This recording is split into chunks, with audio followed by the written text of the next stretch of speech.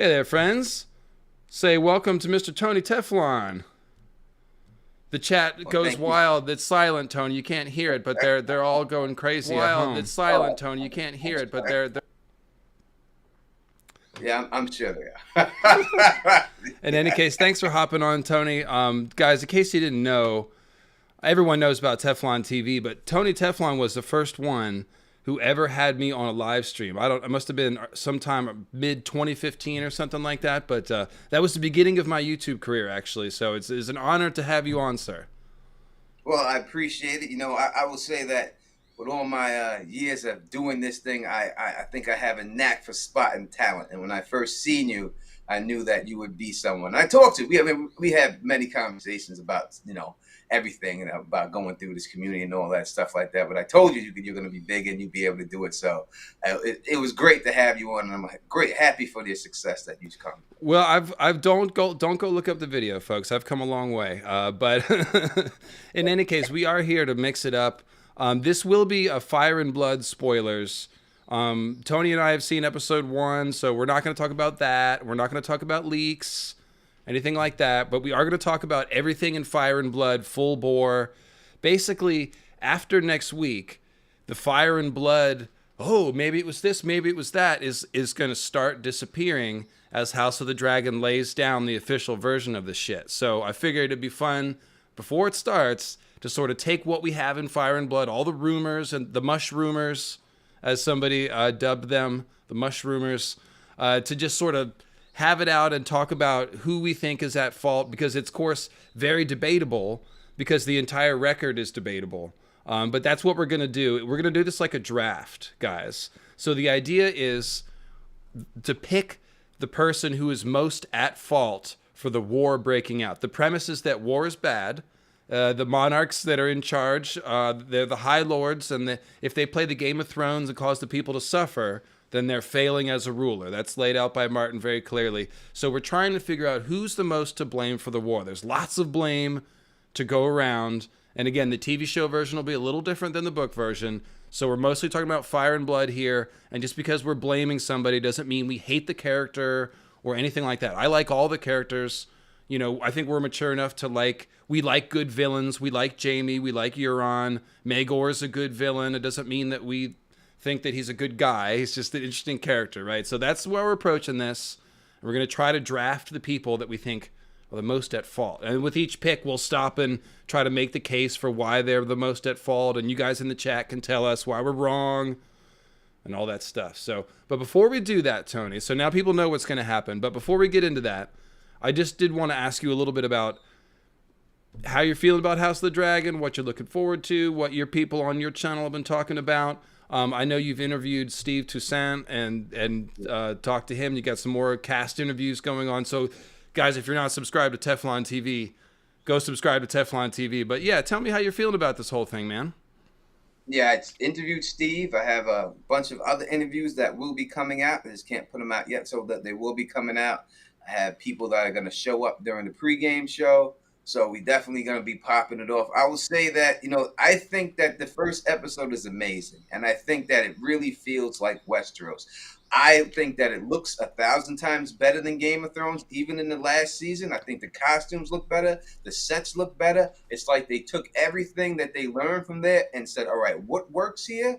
What didn't work here? Let's get rid of what didn't work and let's just go with what works and let's up it a notch. So I think if you like Game of Thrones, and I've always said that this part of the story is a better story than the full Song of Ice and Fire. So it's easier to follow. You're not bouncing from here to there to here to there. It's basically taking place in like 3-4 spots, and that's it. So I think it's more TV friendly than a Song of Ice and Fire, especially when it was rushed by Dan and Dason. But I think that everyone's going to be blown away. And I'm going to tell you specifically, you're going to be blown away by Steve Toussaint's portrayal of this character. Watch all the people who hated and everything else. So he said, when you see him in this role, it's going to be the Samuel Jackson, Nick Fury moment. You're not going to want to see anybody else in this role but him. I guarantee you. Yeah, I have been definitely laughing at everyone's like ruining Game of Thrones, ruined. I was like, man, I tell you what, it ain't shit gonna be ruined. Just wait till you see it. I mean, you can tell that just by seeing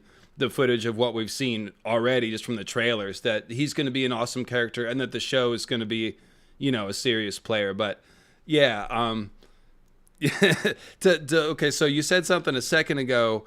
You said it feels more like Westeros. That was like one of my first reactions too, was like, this feels more like the books Westeros. Was really reminded of like Hedge Knight, Aerion Brightflame and Baelor, and when all the Targaryens were there for the tournament and stuff, like mad vibes on that. Yeah, definitely. They definitely were inspired. Like you could tell that Ryan Condal is a book fan, right? And he's doing what George wants him to do. This, you could tell George's influence. Like the first 2 seasons of Game of Thrones, Battle of Blackwater. I mean, we did a video, what was the best episode of Game of Thrones. I picked the Battle of Blackwater. And, that was Game of Thrones, the Battle of Blackwater. That's in a nutshell. The way that episode went, because it was all in one location, and up until that point, that was the first video show that they did all in one location. And you've seen how it was more digestible for people being that way.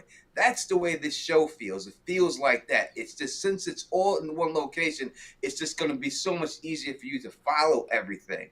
And I think that's what it lends itself better for a TV show. Yeah, I think that's a great point. And a lot of my favorite parts of the book series is the stuff in Clash and Storm where they're in King's Landing. Tyrion trying to outwit everyone.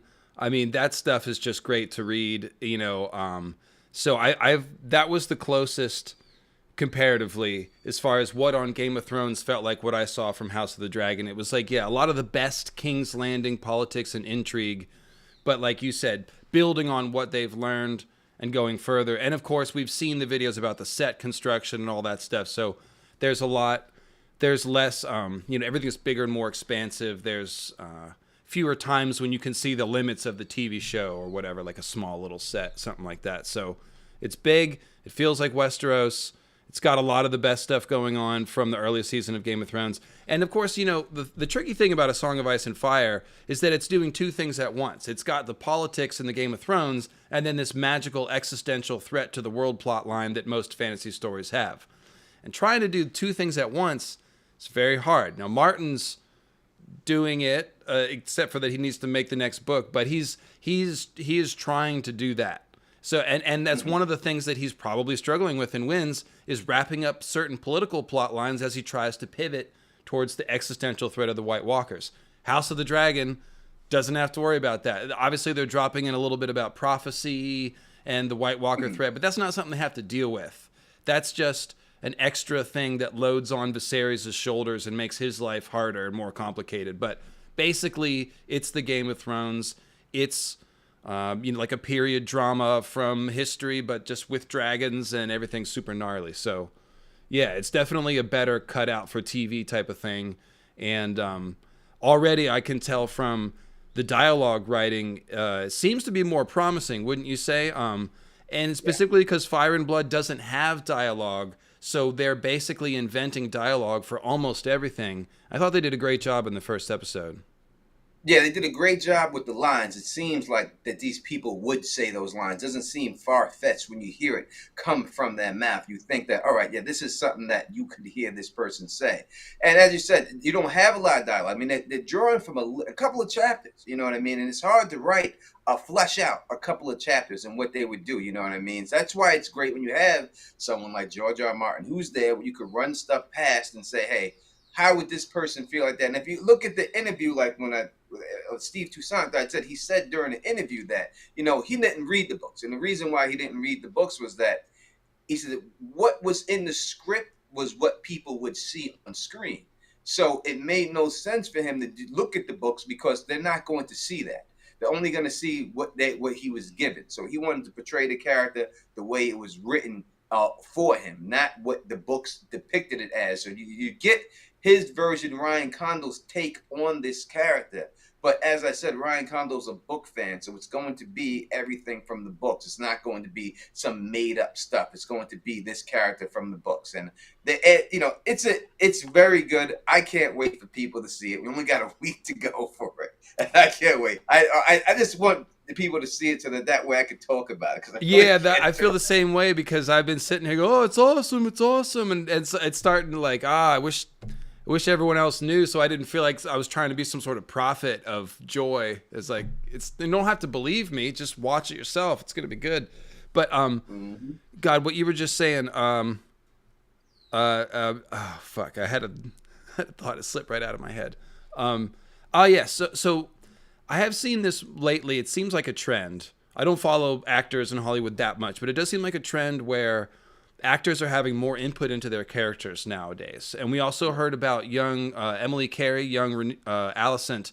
She was like journaling. Ryan Condal encouraged her to journal as Alicent and sort of flesh out her own backstory. So there's parts of young Alicent's backstory pertaining to her mother and stuff like that that was absent from Fire and Blood that Emily Carey developed.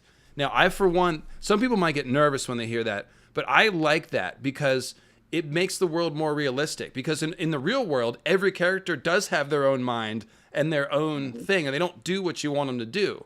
And as an author, it's a challenge to put yourself in all these different perspectives and have people behave different ways that the two characters like don't like and stuff like that. You're having to split your personality to do that.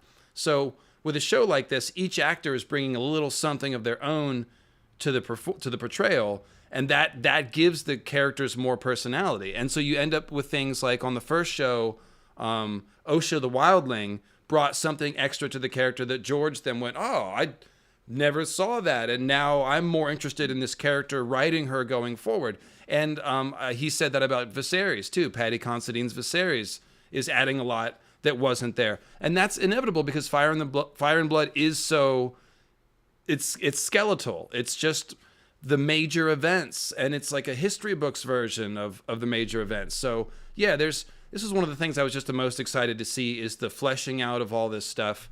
And Ryan Condal does seem to have a firm grip on it, but also, like, yeah, I don't necessarily think that the actor needs to read all the backstory and stuff. I mean, it's great if they want to do that, but it's like the producer of the show should be able to relate what the character is supposed to portray to the actor. And also, every actor has their different method. It's very much an art form, acting. So it's like I don't really think you question artists that willy-nilly. To me, I sort of respect artists and say, hey, however you approach it, let me just see the final product. And I think that, and I hate to say it because I like the people who played in Game of Thrones, but I think they have a better cast. I mean, from top to bottom, you had strong actors in Game of Thrones. You know what I mean? You did, but you killed a lot of them off. And to me, the actors that were left didn't bring as much gravitas as a Sean Bean or as a Charles Dance. Charles Dance, I was about to say, yeah. It's hard to fill those shoes. It's hard. So I think that these people are, up top to bottom, the cast is fit more better. So this is a question for you, Tony. Will John knock boots with Val in the spinoff? I mean, if the spinoff is worth anything, right? I would think so. I would think they would have to bring Val into it and go that route. If they didn't, they'd be foolish. I mean, it's got to be about White Walkers, right? I mean, I don't see what else, right? If it was me and I was writing the show, and if they're watching the show and y'all want to steal my idea, this is exactly what I do. I'll give you, this is an exclusive right here on Daylight Breakdown. This is what I would do. This would be the opening, the final of thing that you see.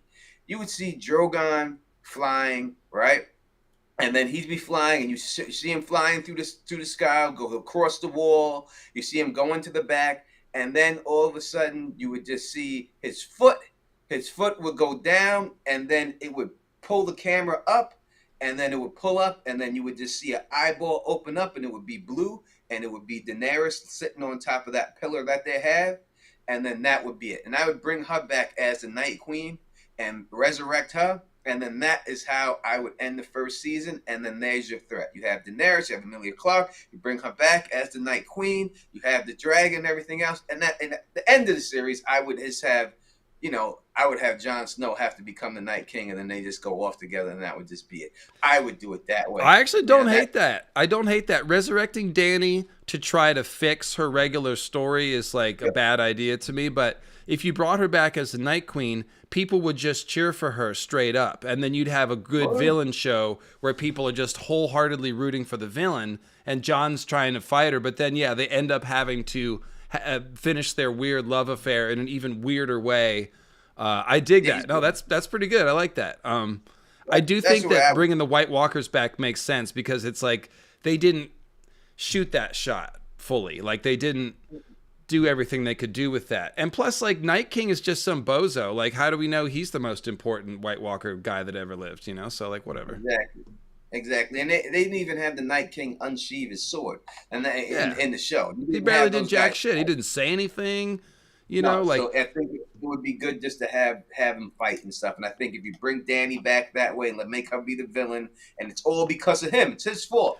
So all this would be his blame. Everything would be because he killed her. He'll be at fault for it. People will cheer for Dany and have her just fucking wreak havoc. And have these goddamn, this ice dragon actually shoot ice and freeze the shit out of people instead of this blue-ass fucking fire. No one wants to see that. I mean, they gotta freeze people. She freeze them and fly right through them and shatter them right through. Bob, you gotta do that. You hit some notes there, Tony. You're singing my song. I appreciate that. Very good. All right. Well, I think that's a good little warm up here. So let's go ahead and get this draft started. Tony, I was thinking about just letting you pick first because you're the guest. But then I was thinking, well, maybe it's in the draft, it's the worst team that drafts first, and I'm pretty sure you have more subs than me. You've been in it longer than me, so I figured I'd just flip a coin. That's what I settled on. I'll flip a coin here, and all right. We'll go ahead and just do it that way. So go ahead and call it in the air, and I will very honestly show the coin to the camera. And... Right, I'm gonna call tails. Right. Okay. I'm a black man. I like big booty women. And it is heads. All right. I just dropped it, but you saw it. So when I do fantasy drafts, I'm always one of those people that picks the upsets too early. I'm always like trying to no, like you can wait around, and then I jump on it. But I will say that I asked on Twitter who the first pick should be, and most of the answers were Otto. But I think that gives Otto way too much credit because Otto was not in charge, my friends. The person who was in charge is my number one pick, King Viserys. Always the first person to blame for the Dance of the Dragons, in my opinion. If I could state my case, he's the one holding the ball. It's just simple. If you've ever worked in a corporate structure, any sort of structure where there's employees, like who's in charge ultimately? The employee fucks up, who's in charge? The owner, the manager. The buck stops here. That's how this stuff works. And not only was Viserys in charge, he could, basically what I'm saying is that he could have fired Otto anytime. So whatever you want to blame on Otto, he had to get Viserys to go along with, or he had to outwit Viserys, or whatever. Viserys is the fucking king. He's the Targaryen dragon king. He has dragons at his command. He doesn't ride one. But if he tells Daemon and Rhaenyra or whoever to hop on their dragon and go burn Old Town, he can make that happen. So, to me, Viserys is the first one to blame, and he, like, making Rhaenyra the heir without actually changing the law created a big problem.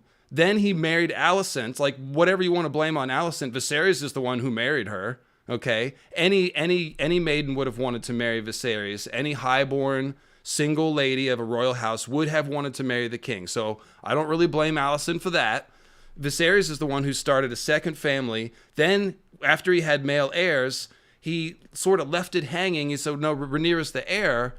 But he didn't like marry Rhaenyra to Aegon to unite the lines or anything like that. And then he ignored Rhaenyra having her affair in the open with Harwin for 3 kids, 7 years worth of time that started all these rumors and undermined Rhaenyra's claim. So for all those reasons, King Viserys is my number one pick. What do you think?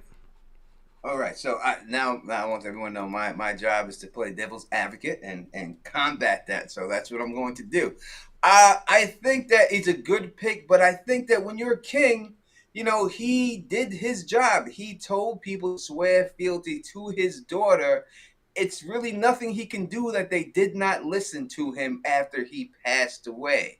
And as for the ambitions of his wife, I don't know if he's seen her doing that. He made his wishes clear before he died, and you're supposed to respect the king's wishes. So he tried to do the right thing and give it to his daughter, and they went against him. I guess you could look at it as the same way with Robert and what they say with honest Ned Baratheon. I mean, Ned Stark, right? Robert Baratheon said he wanted Joffrey to be his heir, and Ned changed the paperwork. Ned said, "Hey, I'm going to change it. It's not supposed to." So Ned's is for all the 4 of the 5 kings. That's all his fault. He should have never changed. Oh shit! We should have done this about the main story. You would have you could have dropped the bomb with the Ned pick. Oh my god, that's good though. I like. Those are good points. So if you look at it that way, it's hard for me to blame the guy when he did do the right thing. I think in the end, and wanted his daughter to sit the throne. It was the backstabbing that happened after his death that he could do nothing about. So I that would be my pushback on him being the number one. That's probably the best defense you could make for him, because it's true. After you die, you can't. It's not much you could do unless you're a Bran Stark or something. So okay, so who's your first pick there? The second pick in the draft. Well, I say, I had 2, and I think, and it's reasonable for either of them to have been number 1. But we'll go with my second one, and I'll come to the first one next. And that's the old king himself, Jaehaerys. Jaehaerys. Oh, that is definitely an upset. Make your case, sir. 100% this dude's fault, because when it came down, he is the king. You are the 100% king. When you wanted to marry your wife, and your council didn't want you to marry him, you acted like a king and you did your thing. Now, all of a sudden, when the ball is in your court and you can make the obvious choice of who should be the queen, should have been queen, instead, because you wanted a man on that throne, I'm going to have a council. Why do you need a council all of a sudden? You didn't need a council for all the other decisions you make. If you're going to be a king, act like it. It's like being a gangster. You can't have one foot in crime and then one foot in the good side. You either go in or you don't. So I think he told the line too much because he was scared to make the call, and he didn't want to put the right person in line because this person was a woman. And that is how everything messed up, because this line should not even have been there. It should have been House Valyrian in the end, sitting on the Iron Throne. Because when you come down to succession, and we could use the British people, for example, they know that they say that a son comes before a daughter. Yes, but that's only if they're brother and sister. But we're not talking about a brother and sister situation here. If William dies right now, the throne don't go to Harry. It goes to George, his son. And then it goes right down his whole line, and his whole line would have to die out before it even jumped over. He had the line right there, the direct line, and he should have just stuck on that direct line and made Rhaenys the queen. And that would have been it. And so the fact that he was scared to make that call, and the fact that that was the right call to make, that she would have been queen, this whole thing doesn't happen if she's queen. It's all done. And the fact that he tried to play off and say, I'm doing this because I don't want to see a civil war between them. There was no indication that there would be a civil war. None at all. So he just didn't want a woman on the throne, and he wasn't man enough to go out there and make the call himself. So now all of a sudden I have to have a great council. That's bullshit. I'm calling bullshit on it, and that's why he's my number 1 pick. So I like everything that you said, and I'm not going to argue against any of it. I could potentially argue that someone else is more to blame, but I love the points that you make. I've made a lot of those points myself. And just to be clear, what we're talking about, King Jaehaerys, his oldest male son that lived to adulthood was Aemon, and Aemon's daughter was Rhaenys, the queen who never was. The younger son was Balon. And Balon and Alyssa, both children of Jaehaerys, their children are Daemon and Viserys. So essentially, Viserys and Daemon are cousins with Rhaenys, the queen who never was. But Rhaenys is the child of the elder-born son, Aemon. So that's what you're saying, is that Aemon's line should take precedence before you switch over to Balon's line and start choosing between his kids. Another good point you made, there was not going to be a civil war if he had just named Rhaenys, because Viserys didn't even ride a dragon. So the only person that was going to cause trouble was Daemon, and he was like 18. Like, you can't bring him to heel. Like, I don't think he was going to start a war by himself. Rhaenys was married to Corlys Velaryon. So now you've got the throne, the navy, all the money, all the power base, all behind one candidate. So I don't think Viserys and Daemon were going to go start a civil war over Rhaenys being chosen when, like you said, technically she was the better claim. She also had a dragon. Okay, Viserys didn't. And Rhaenys, being older, spent more time with Jaehaerys, went on royal progress with Jaehaerys. And so she's learned at the feet of the greatest king of Westeros more so than you would say that Viserys did. So all that is correct. I love your points. And, you know, the only thing I'll say for for Jaehaerys in his defense was that he had just lost everybody that was close to him, and then he got surrounded by a bunch of rats from Old Town. So, and he might have been going a little senile at this point. So you can blame, earlier during the Great Quarrel, he passed over Rhaenys to make Balon the heir. And that's actually what started all the confusion, is when Aemon died, it should have gone straight to Rhaenys as the heir, but he made Balon the heir then. Then Balon died, that's when the Great Council got called, and that's why it was a little all jumbled up. But yeah, and that real quick, but the Great Quarrel, the second one, that's what they call it, the Great Quarrel, the second one, when Alicent left him, she left him specifically because he didn't name Rhaenys on the throne. That's why she left. And that's the one where we blame him, because he was definitely still not, he was not senile at that point, and he hadn't just lost all of his advisors. By the time the Great Council gets called, Alysanne had died 2 years ago, Septon Barth just died, and the last Grand Maester, who was his friend, had died. So he basically lost everyone and his son Balon all within 2 years, and he was all alone. And then he called in Vaemond from and Otto became Hand, and they were the ones probably that suggested the Great Council and steered it that way, I'm guessing. But yes, in 94 AC, that was almost a decade earlier. That is when he passed over Rhaenys for Balon. That was when Alysanne left. And guys, think about it. If you are in a successful marriage for 30, 40 years, and you do something that causes your wife to leave you for an extended amount of time, like, you might want to look in the mirror and think about that. Like, and in particular, like Alysanne, even when Alysanne was 14 and Jaehaerys was 16, Septon Barth pointed to Alysanne and said she's the one who would make a great maester. So she's been the brains of the operation for a long time. So for Jaehaerys to ignore his wife and press on with that choice, this is the biggest thing that you can definitely blame him for, as well as the Great Council. Although, like I said, the Great Council is more mitigated by the fact that he's old and surrounded by enemies, and all of his advisors and stuff just died. So that's a solid pick, and I think it's one that a lot of people wanted to see. So I thought you would pick Otto. So I was going to go Jaehaerys, and so now I got to regroup and think who I'm going to pick. Is it time to spring my upset pick, or should I just go chalk and go ahead and pick Otto? I think I will. I think I will go ahead and pick Otto Hightower. Come on down, you creep, you scum. This is one of the characters where it's very hard to find any redeeming qualities. I mean, the closest you can get is like, well, he's striving for his family, and that's no more than all the other High Lords do. But the thing is, like, it really comes down to how people feel about the Dragon Kings. Certain factions, and you're talking like the Maesters, Old Town, and just a lot of the High Lords, they are terrified of these Targaryens because of Harrenhal. Okay? Aegon proved that castle walls mean nothing to Dragon Lords.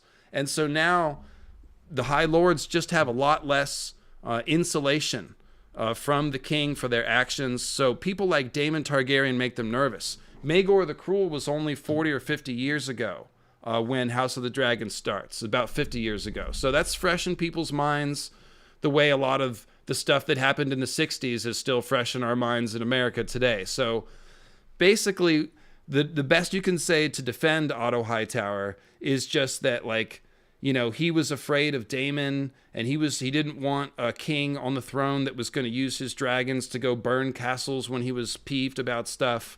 But after that, it's hard. Everything else he does is scheming and plotting, and specifically, he's driving a wedge between Daemon and Viserys, and that is where a lot of the trouble started. He's using his teenage daughter as a political pawn, which is absolutely disgusting, and I think is one of the main reasons that I started looking for reason to have sympathy with Alicent, is because I just started thinking about the situation that her dad was putting her in, which is just disgusting. So fuck Otto Hightower. Go, feel free to tee off. Don't feel like you have to devil's advocate or anything. No, I got no love for Otto Hightower. As you said, his only thing you could say is that he's afraid of Daemon, you know. And why does he hate Daemon so much? Because he had sex with his daughter? Is that really why you really hate him? Because that's what he did. He had to say, deflowered your daughter. So you have this resentment against him because he did that. You know, I think that's where it really stems from and everything. So, no, I have no love for the man. I have no defense for the man. I mean, I could pull a defense for him. I'm John Cochran in here, but I'm not giving him any. I'm letting him stand on that hill. I just do not like the man. So, yes, I definitely hold that one down with you there. Now, in just to go with more detail here, if you're gonna try to look at the green side in general, and I've got lots I can say about the blacks as far as mistakes that Rhaenyra made and Viserys and Daemon and even the Valerians. You know, they could have stopped the war. They went with it or whatever. When you look at the greens and you try to justify their actions, you come down to this idea that Rhaenyra's claim was illegitimate because her children were illegitimate. And that is an act of treason that invalidated her claim. But only if you prove it. And so the Greens didn't try to prove that to Viserys when he was alive. They waited until he died, and then they tried to use that as, well, everyone knows this is true, so therefore her claim is invalid, so now we're claiming the throne for Aegon. But in my mind, they undermined any validity that they would have had with that accusation by not bringing it when Viserys was alive. Now, to be fair, Viserys and Rhaenyra had a policy of executing anyone who accused them of being bastards, and Rhaenyra ate Corlys Valerion's cousin with her dragon. So there is that. However, Otto Hightower and the Hightowers and the Maesters have enough of a power base to try to bring that case if they wanted to, I think, somehow. And we don't see in Fire and Blood that they ever really try to. So maybe that happens behind closed doors, who knows? But that's the major problem with the Green case, is that they didn't... they waited until Viserys died to try to make it. You could say that, listen... When you look at Alicent, like, why would she do this? Listen, is it possible that her kids' life are in jeopardy if she doesn't do this? Would their fact that they could make a claim to the throne put them on watch that they could be taken out and killed at any time? You could make an argument that could happen. That at any time their life could be on the line. And as a mother, I got to do what I got to do to protect the lives of my children, because if I let her get on the throne and my kids and people start whispering in the background, hey, your kids should be king, Aegon should be king, this is the way, maybe she hears that and says, you know what, let me get rid of this chatter, let me get rid of these kids, let me take them out. So I would say that would be their only argument that I could give her, is that she's trying to protect it. She really feels that her kids' life are in jeopardy, and this is the only way to protect them. Yeah, and that's legit. By the time that Viserys dies, Alicent and Rhaenyra have been staring at each other across this battlefield for a solid decade, kind of seeing this thing coming. And this again goes back to why I picked Viserys first. It's like the last 10 years of that was so obvious that these tensions they were not going to go away, and they were going to boil over somehow. And this, nothing was really ever done to mitigate them. Like I said, one of the major crossroads was when Rhaenyra was still like 12 and or 9 or something, and they could have betrothed her to Aegon and united the clans, united the two lines so that there wouldn't be rival claims. But they didn't do that. And we're told that that's Alicent's suggestion, which is, again, another thing that kind of is in her favor. But that's just maesterly talk. So we'll just have to see whose idea is what. That whole thing is fishy the way they say it. It's like, oh, Viserys didn't do it because he's like, oh, Alicent just wants her son on the throne. It's like, bro, are you just thinking about this now? I agree. I agree that their claim that they could have, if they had a legitimate argument, they should have brought it to the king while the king was alive and everything else, and there's no DNA test back then, so there's no way to tell. And so what if they were illegitimate or not? So what? It really doesn't mean anything. I mean, that doesn't disgrace her. That doesn't take her from being on the throne. It's her right. This is what her father wanted. This is what your husband wanted. Actually, I'd like to argue that point, but why don't you make your next pick? So, because we're getting into a whole Rhaenyra conversation, so let's put a pin in that and go ahead and make your next pick. All right, so I'm going to have to throw the gauntlet down with this one because this could have been and probably should have been my number one pick. All right, but I wanted to hold it back, but it should have been most likely because in the end, it was saying, whose fault is it that this thing started? I think it's I'm not going to put this on one person. I have to put this on one group, and that group is the Maesters. I think that this was a plan from the beginning. You could go to Barth, you can go to all these Maesters, everyone out of Old Town to destroy the dragons. They knew in order to get these dragons destroyed, that they had to conquer this family from the inside out. It had to be a civil war. There was no other way, but they were going to regain power. And if you look at everything that they've done, they specifically did it just to start the civil war, to kill the dragons off, because they were the most powerful people in Old Town for all these years until the Targaryens came. They bided, they waited their time, and they did it slowly but surely, and they put cracks in the armor. They tried to do it first, again, with Jaehaerys and all that. It didn't work, and they took their second shot, and it worked this time. And if you look at every time inside of the high towers and all of them, it's always these Maesters from Old Town. It's always in their ear. They're the ones whispering the dirty slime and the acid and the poison in it purposely, to kill off all of the dragons. So I really think my number one pick should have been done, because I think they've been doing this from the beginning, but we're going to go number 2, 100%, the Maesters and the Grand Maesters conspiracy. So again, you're making it hard for me to play a devil's advocate. The only devil's advocate thing I can say is that it's not proven. Now, I believe in the anti-dragon Maester conspiracy. I made 2 videos about it in the last 2 months. I believe.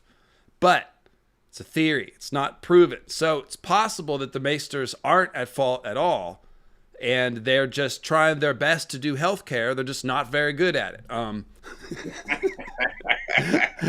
But yeah, I mean, I'm on board. I do think my question for you, really, the interesting conversation here is, how far back does this go? Were the Maesters involved in the Doom?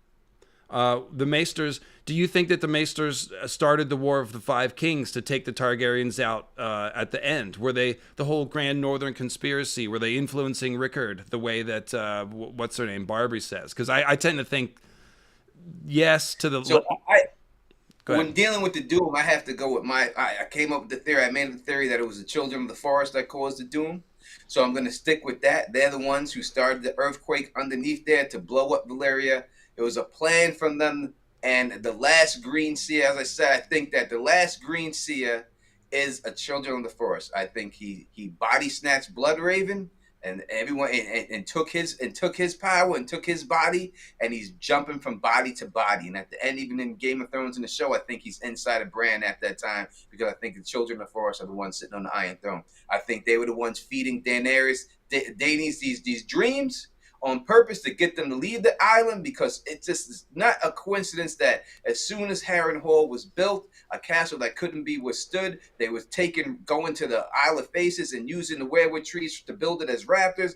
All of a sudden, here comes Aegon the Conqueror with the only weapon that can take this guy out and to destroy Harren the Black. So I think from the beginning, if you go that it was the Children of the Forest. I don't think go back that far. Okay. But I think once they took power, then, and they seen it starting what I would say around Maegor the Cruel's time, when the dragon started taking a hold and they started seeing it. That's when they were like, all right, we got to do something about these dragons. And, just like if you look at, Avengers, Civil War, you know what I mean? The only way to defeat the Avengers was have them fight each other. And I think that's exactly what the Maester's plans were. Okay, so we're just switching from one conspiracy to the next. That is fine. Ghost of High Heart is where you got to start with this, because the Ghost of High Heart was telling Rhaegar shit about the prince that was promised and who people needed to marry going back a couple of generations and stuff. So we know the Children of the Forest,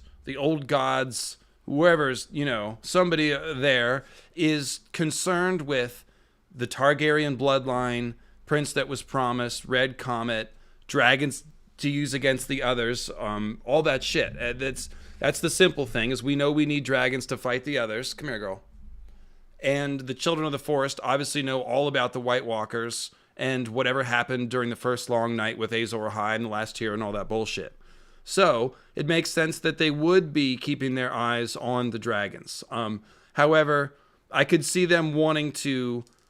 So yeah, if the mechanism is Children of the Forest sending dreams, yep, then a lot of it makes sense, because then, okay, well, Dany's the dreamer. She got the message. So they're like, okay, we're going to kill off Valeria, but we need to keep the chosen line alive. So we sent the dream, Targaryens survive, the doom goes off. Now, another thing that I've made the point, Tony, when the Targaryens are on Dragonstone, they bring 5 dragons to Dragonstone. Balerion is the only one of those 5 that survives. So 4 of them die off. Let's call it old age, whatever. 2 new ones are born, Meraxes and Vhagar. That's not very good dragon breeding.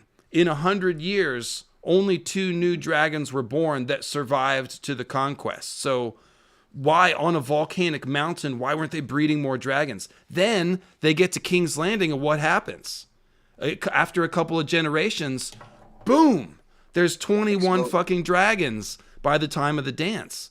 So I have always wondered, is Westeros a magical continent? And did the Targaryen bloodline get into Westeros proper, and something about the magic of the continent itself woke up that the dragon activity, and they started breeding like they love the place? So I don't know, man. It's just a theory. I think I would think you're right. There is something magical about the Westeros itself. I mean, that's why the children are there. It's in everything. Like you said, when the spirits of the children, they go into the rocks, they go inside the trees and everything else and all that. They never die and stuff. So the whole continent itself, Melisandre said when she's at the wall, she feels the most powerful. And she's ever felt more powerful than when she was in the Shire, more powerful than ever. She felt it when she was in Westeros, right? So there's definitely some magic running through this continent that goes for all this and stuff. So right, and at some level, it's common. It doesn't matter ice or fire, because the wall's made out of ice, but Melisandre vibes with it. So yeah, great point. Exactly. Yeah, it's all blood magic. It's all the same blood magic. It just and they just put it in different ways, but it's all derived from the blood. You know what I mean? And that's it. And blood, this witchcraft, blood magic, and everything else. And you deal with the children and everything else. I think that it only makes sense. It's like I said, the guy's name is the last Greenseer. If you're the last of the Greenseer, that means there can't come one after you.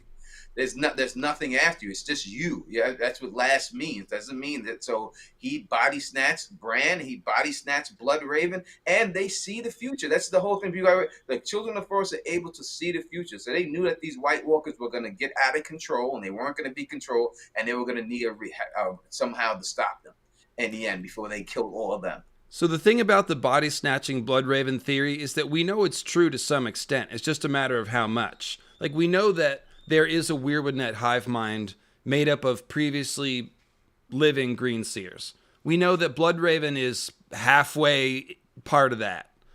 So all you're saying is that he's basically all the way part of that. But like we know that to some extent he is halfway merged into that. Now I still think I take him at face value that part of him still exists, and when he's talking to Bran, that's still Brendan Rivers or whatever. But it's only a matter of like how far has it gone before you get to, well, that's basically just the Weirwood net using Brendan's body as a mouthpiece. Like that is kind of happening also. So because he's been assimilated to their way of thinking and all that stuff anyway. So I mean, you know, they're copacetic at this point. They say that when you skin change, like right when you skin change into the wolf and you're in there permanently, the wolf's there for a while, but then the wolf eventually gets taken all the way over, and the wolf, you know, you're in there for a while, and then eventually you get taken over before the wolf. So yeah, he's in there for a while, but it's the last green sea. It's him. He's not the last green sea. Isn't Bloodraven. The last green sea is the guy that was there before him, and he just took his body. So Same now, thing to Bran. you think that the goal is to, and sorry guys if we just pause the draft and dive into hardcore Weirwood net theories, but I assume that's what you come to this channel for. I don't think anybody's complaining. So I think what I think is going to happen is that Bran is going to need to download that entire Greenseer hive mind, the thing that's taken over Bloodraven. You're suggesting in a nefarious sense that it's trying to get out and it's trying to take over Bran's body so that it can get out. What I'm saying is that hive mind of dead Greenseers was actually never supposed to be in the Weirwood net. That is not the tree consciousness. Those are human beings and children of the forest who have essentially made a home like a parasite inside the trees. And that is part of the thing that drove the White Walker, which is the original tree spirits, out of the trees and into these gnarly frozen White Walker bodies. So part of the problem that we need to fix is we need to get the Greenseers out of the trees so the White Walker spirits can go back in, quit bothering everybody. And that is a way that we can defeat the White Walkers without just smashing and destroying them. It's like, oh, we got to fix some old wrong. So part of that is that getting the Greenseer hive mind out of the trees means we need a place to put it.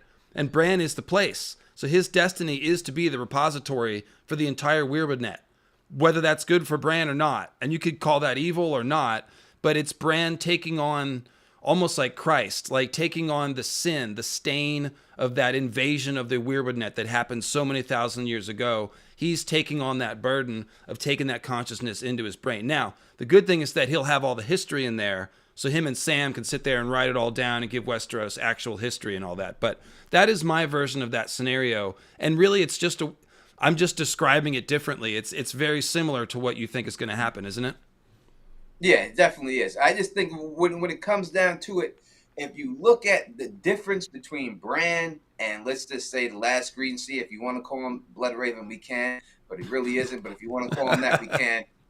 For the sake of it, because it's his body. He's just a meat puppet, right? Is that Bran is not attached to a tree. That's the only difference. There'd be no other reason for them to go inside of Bran. And I think that body is decomposed. It's just like that movie Skeleton Key, if anyone ever seen that. It's like that. People are just bouncing from when Bran's body is used up, they're going to bounce to somebody else they're going to get, and they're going to bounce to that person, and they're going to go inside his body. And this is a constant thing.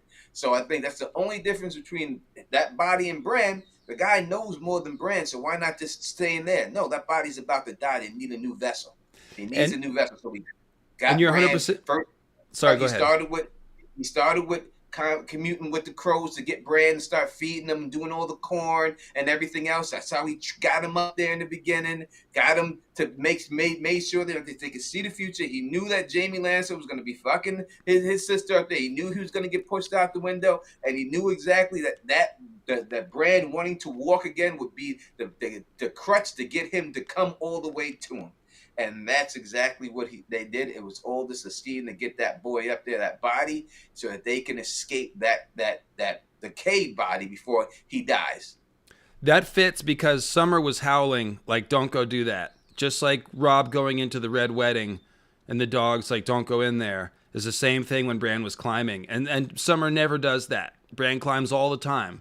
But for some reason, Summer was like, arr! So yeah, I think all that fits. And I do think, like I said, I'm saying that it's a good thing because there's this ancient sin that needs to be atoned for, so Bran has to download the Weirwood net. It's not necessarily good for Bran.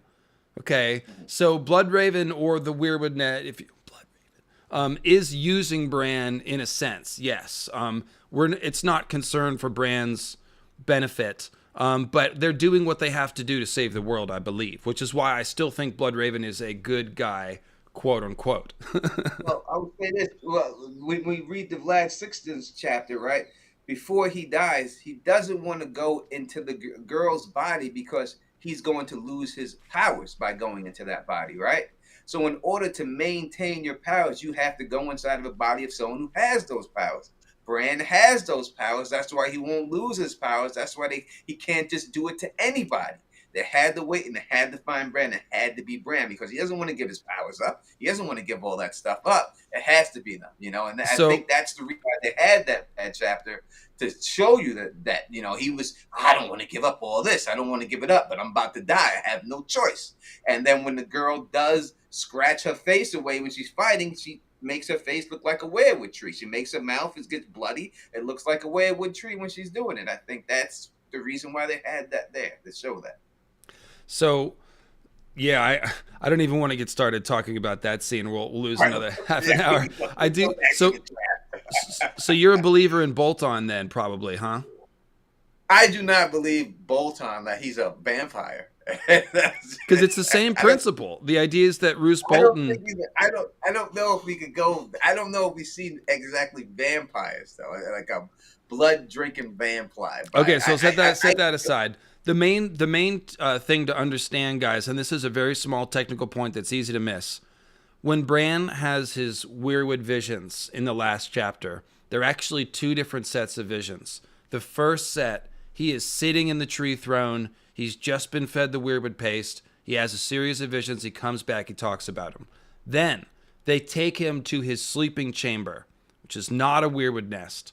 And as he's going to sleep, looking at the fire in the hearth, he drifts off back into the Weirwood dream and has another series of Weirwood visions, including the one where the captive's neck is cut and he can taste the blood.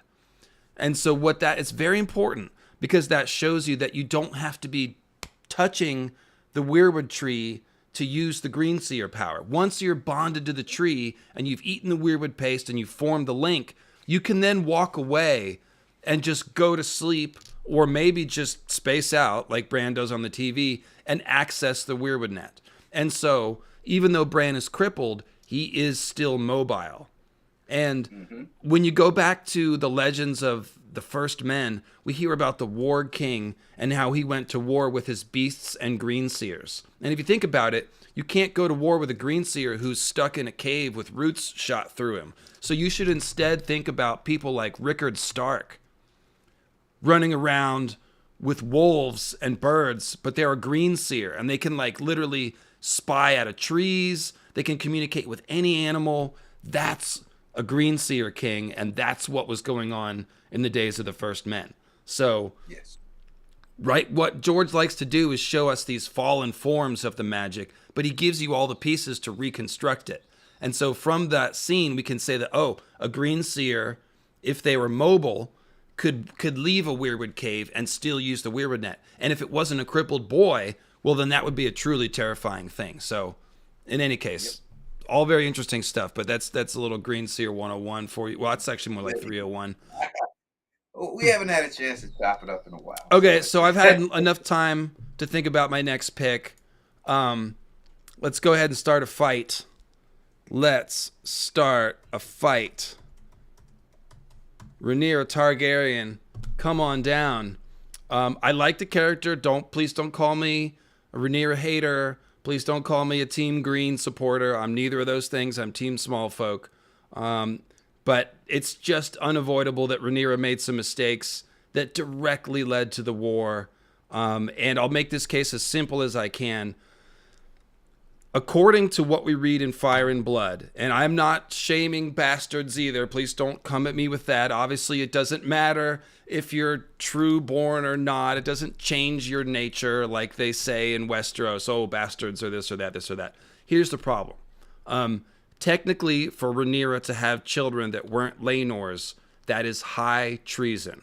That is how it is described, and that is why they react so viciously when anyone calls her kids Strongs.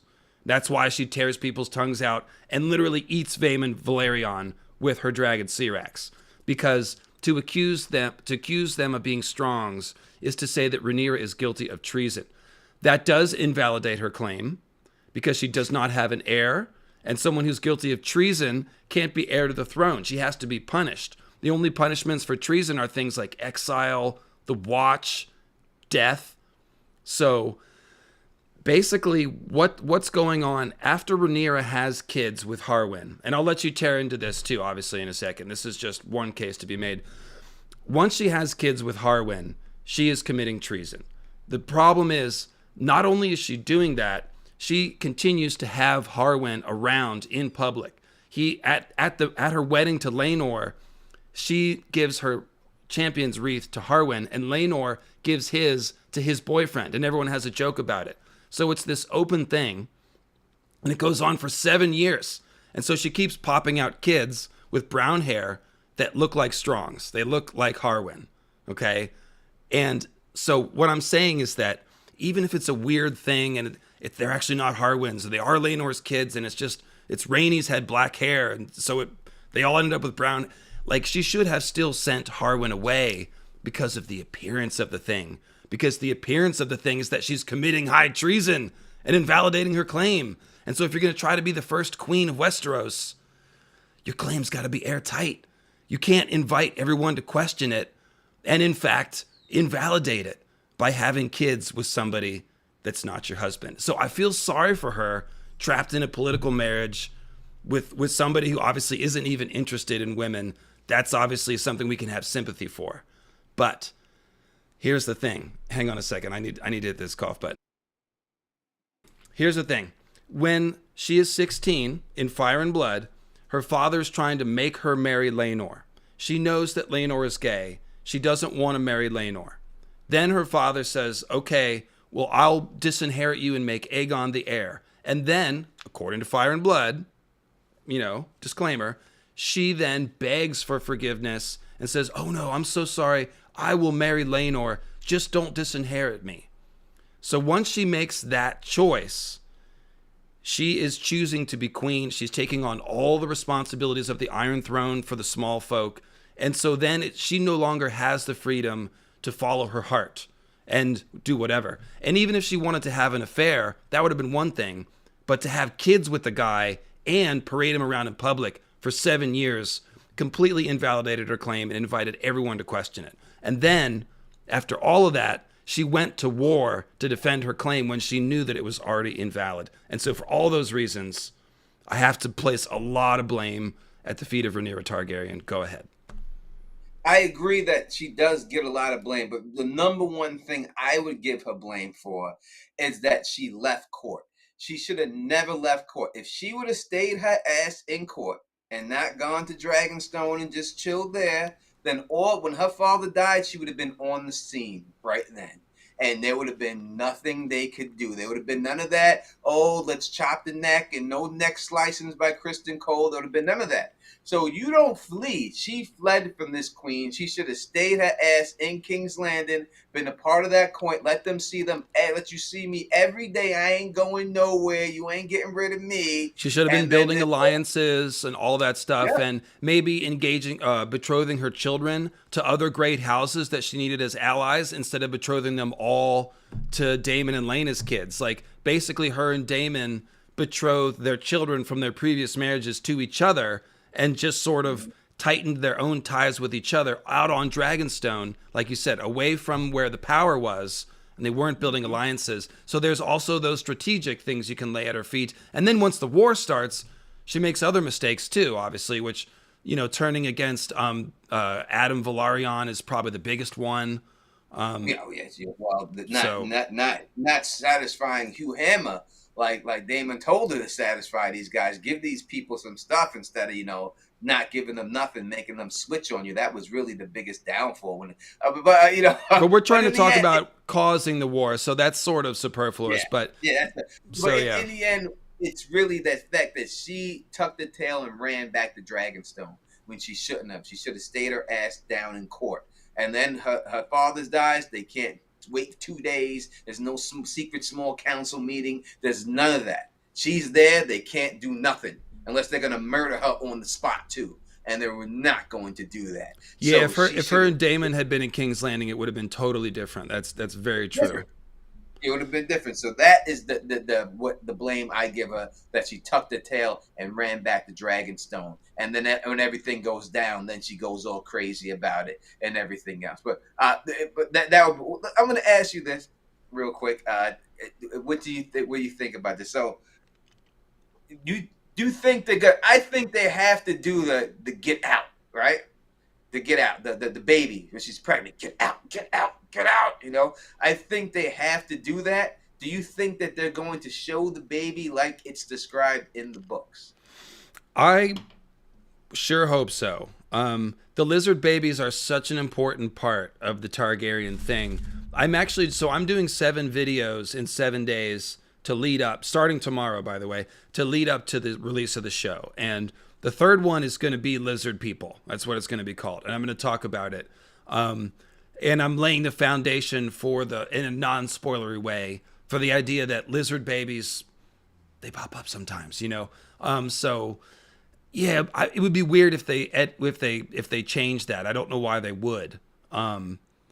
It's more like I want to find out the context around it, because almost every other lizard baby, there's a sorceress nearby that may have poisoned or tampered. Taena of the Tower and Mary Masdur. So is there anybody like that around, Mysaria or somebody, when Rhaenyra is pregnant or giving birth, is more what I'm wondering about. Yeah, so I would have to agree. She definitely deserves the blame. I can't really make an argument that she doesn't. She definitely has a lot of blame. But I'm gonna go with my pick, and I'm gonna pick the other side of the coin on that one, and that is Daemon. I'm gonna say Daemon's my third pick. It's his fault. Listen, this is a guy who did nothing but want the throne from the beginning and scheme and plot his way to get it. And when his brother wasn't going to give him, well, I'm just going to marry my brother's daughter. And I'm going to get on this goddamn thing. I'm going to seduce her and take advantage of her just so I could get myself on this throne. Because instead of just taking the L and saying, you know what, I'm going to support her claim. No, I'm going to seduce her after my wife dies. I'm going to go right for her, seduce her, and I'm going to marry her, so I'm getting my ass on this throne no matter what. If he never married her, this is Otto Hightower's whole argument, that it was Daemon. He did not have a problem with Rhaenyra taking the throne at all. He had a problem with Daemon. So that gets rid of all of the Otto Hightower stuff. All that stuff is gone. If it was just her, she just didn't marry this guy. So I have to put a lot of blame on this dude seducing this poor girl that he was older. Yeah, he could do it. He's a cavalier guy. He took advantage of her when she was desperate and everything else. He didn't have to do that. He could have any other ones. He could have went back to his bronze bitch, whatever he wanted. He could have done that. He's just a womanizer. He's always been a womanizer, and I think he took advantage of a young girl just to get his ass on the throne. And again, if he wasn't in the picture, no one had a problem with her taking the throne. It's really because he was there. They didn't want him nowhere near the throne. So I put more blame than her. I put it on his ass. So So the best point you made was that Rhaenyra marrying Daemon is what caused the Green Alliance to really commit to, like, we cannot let this happen no matter what. But you know what? That was Rhaenyra's mistake, not Daemon's. So that actually goes more in Rhaenyra's thing, because she's the heir. She's the one who chose to marry Daemon, which made her claim more controversial. So appreciate that. Appreciate you strengthening my Rhaenyra case for me. That's nice. She did ultimately make the call to marry him, but he seduced her. And he didn't have to do the seduction towards her. You know, and he didn't seduce her because he was in love with her and he's always wanted to be with her. He did it specifically so that he could sit on the Iron Throne. So he manipulated her and seduced her to get what he wanted. So I hold him more blame than her. Was she gullible and fell for it? Yes. But it was him. If he didn't go after her because he wanted the throne, if he would have just respected his brother's wishes and said, all right, I'll be the best hand for her, or I'll do whatever she wants. No, I'm going to marry her so that I can get on this damn Iron Throne. I'm going to make her marry me and make her love me. And that's what he did. So I 100% put more blame on his ass than her being gullible. Well, that's definitely a spicy take. And folks, this is why I had Tony on and what you can expect from his channel. Always good takes.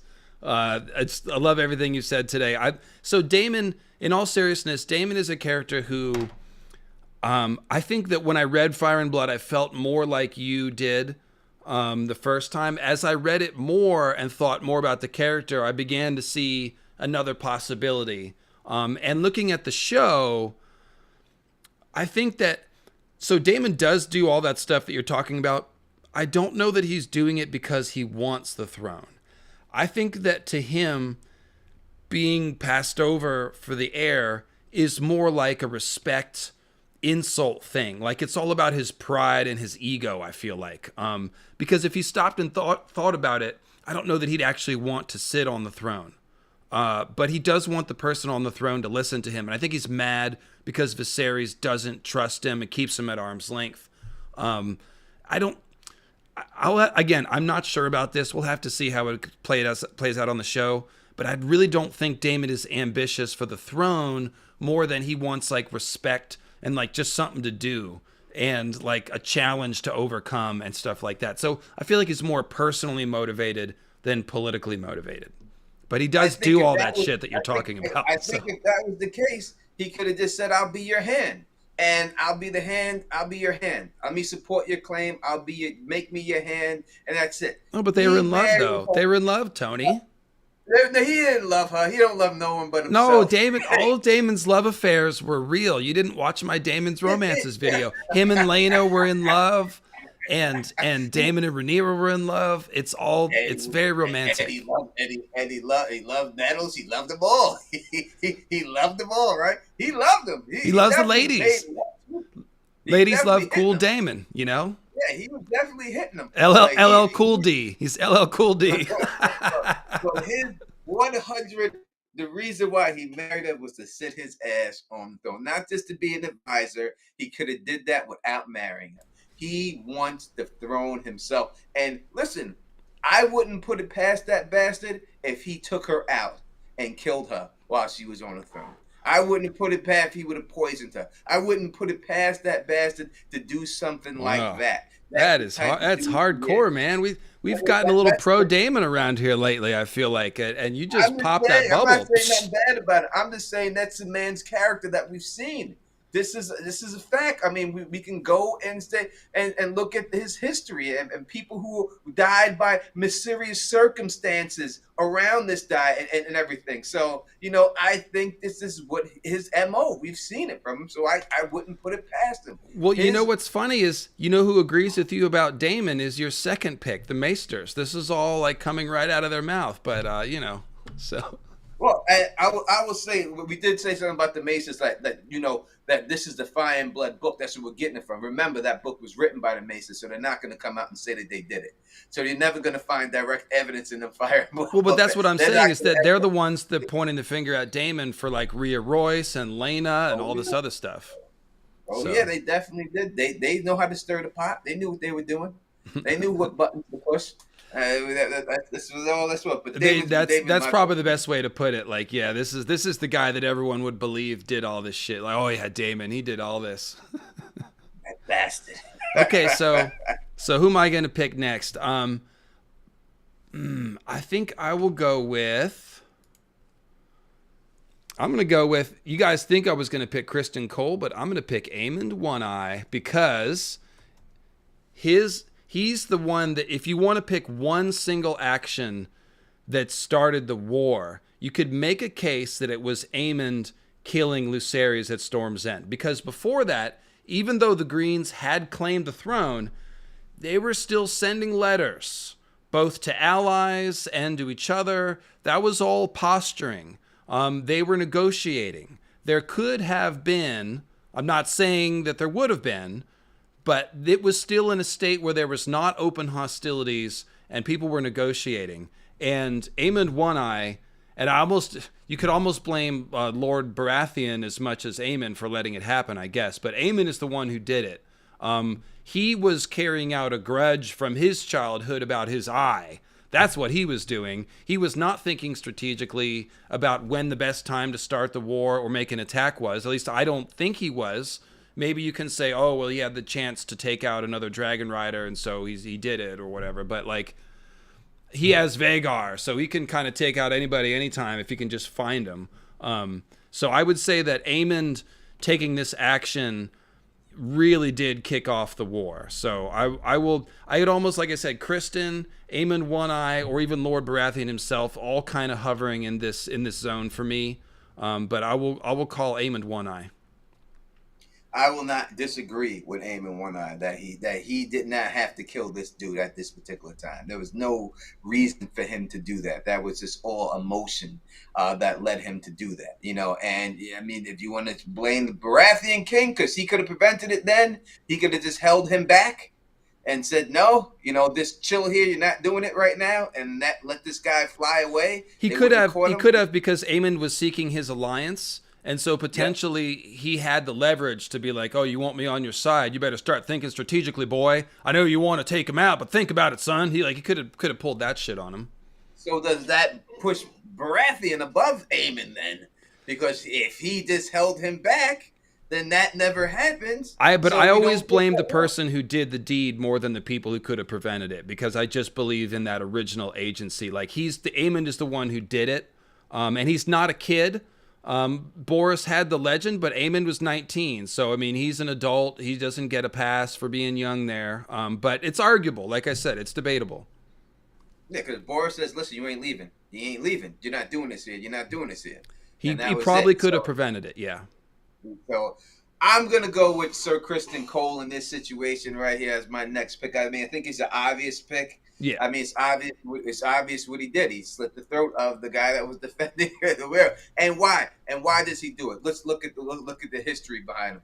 Because he's butthurt. Because he's in love with this chick and she can't marry him. So he gets all butthurt and swears that I'm going to do anything to bring you down because you don't want to be with me. You know what I mean? That's the story that I believe. I know there's two stories to this whole situation, but to me, that's the more believable story to me, that he got pussy whipped and he wanted to be with her and she was like, run away with me. And she was like, run away with you? I'm going to be the queen. I do think that's what happened too also, yeah. I do think that's what happened. And because of that, it's like, oh, I can't get over this. I can't believe she did this to me. I hurt you forever. I'm going to do whatever I can to ruin you. And that's what happens. And because of that reason, he goes and cuts this man's throat and basically says, let's get this on. Now there's no going back, right? Once you cut that dude's throat and everything, now it's on. Even if you thought, hey, maybe we made a mistake, the mistake is done. Now you have to follow through with everything. It's on and popping, and it got on and popping because of this dude and his butthurt ways. So butthurt is the right word. It really is. We've called him an incel just because, like, he's just got that rage at being rejected that sort of defines the incel thing. But yeah, it's I'm curious to see. The reason why I didn't pull the trigger on Criston Cole earlier is because he just doesn't have a lot of power. Like, he went to Aegon and convinced him, supposedly, to take the throne. Well, you know, it's Alicent and Otto that started the thing, and Aegon who took the throne. So Criston Cole is just like sort of a facilitator there. I have trouble seeing him as like an orchestrator. The Kingsguard is powerful. I will say that if the Kingsguard had opposed Alicent and Otto in that meeting, they could not have pulled the coup. So again, we have a situation where there was somebody that had the power to prevent something, and how much blame do you assign them versus the people that did the something? And Alicent's obviously got to come up on this list here soon too. So yeah, it's a solid pick. The other thing about Criston is that all of his incidents are so mired in controversy that it's hard to know exactly how we're supposed to feel about him yet. I think that once the show unveils all of this stuff, people are going to have feelings about Criston Cole for sure. So we'll just have to see But right now, How all the feelings are the ladies love him. Like, oh, he's so handsome. He's so handsome. he is handsome. So we'll see. We'll see how handsome he is after they see his deeds. We will see. And Fabian is a very charismatic guy, as you can see from all the interviews and stuff. So that doesn't help when you pick such a nice guy to pick ultimately a pretty, pretty dastardly character. So good pick, good pick. Gosh, am I being forced to pick Alicent Hightower here? Even though I'm always defending Alicent Hightower? Let me think. Is there someone? What about the Strongs? Could I pick maybe what's his name?